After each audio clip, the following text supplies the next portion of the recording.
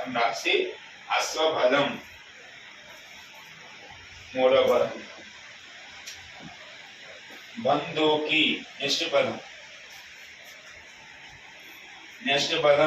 బంధుకి అని రాసి దీనికి ఒక పేరు వాడండి, కాల్బలం.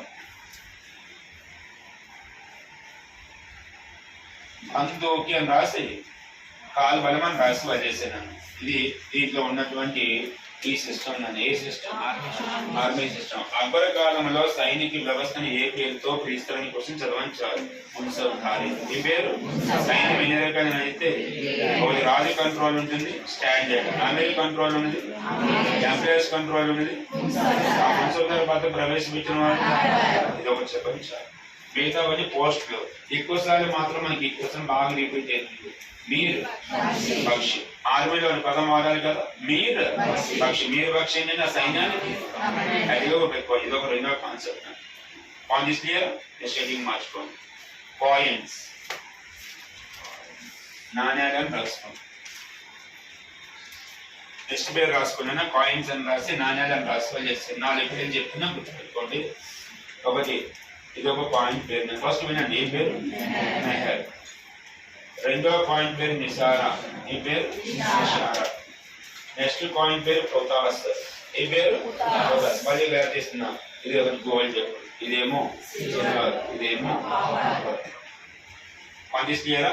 ఇదే కాలంలో షేర్షా కాలంలో వెండి నాణ్యాన్ని రామ్ అంటారు. అన్నిటికంటే మోస్ట్ ఇంపార్టెంట్ ఇది క్వశ్చన్. ఇది రామ్. రామ్ అనేది ఎవరి కాలంలో? షేర్షా కాలం పెట్టుకోవాలి. ఫస్ట్ మెహర్ అంటే ఏంటి?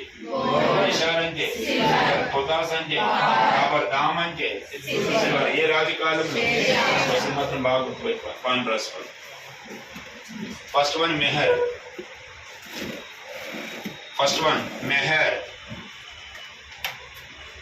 మెహర్ అని రాసి బంగారం నాణ్యం అని రాయి. నీకేం రాయకండి అని రాస్తారా? జస్ట్ నిసార్, NISAR, నిసార్. ఏ కాయిన్? సిల్వర్ కాయిన్ అని రాసుకో. నెక్స్ట్ వన్ పొటాస్, PUTAS, కాపర్. నెక్స్ట్ వన్ దామ్, THAM. దామ్ ఏ కాయిన్? అది ఒక రాజు కాలంలో మాత్రం. బ్రాకెట్ రాసుకోండి. ఓన్లీ ఫర్ షేర్షా రాసుకోండి. షేర్షా కాలంలో మాత్రమే. నెక్స్ట్ క్వశ్చన్ ఇంకొక దాన్ని తీసుకున్నా. 2 పదాలు. ఒక పదం దుమ్రా.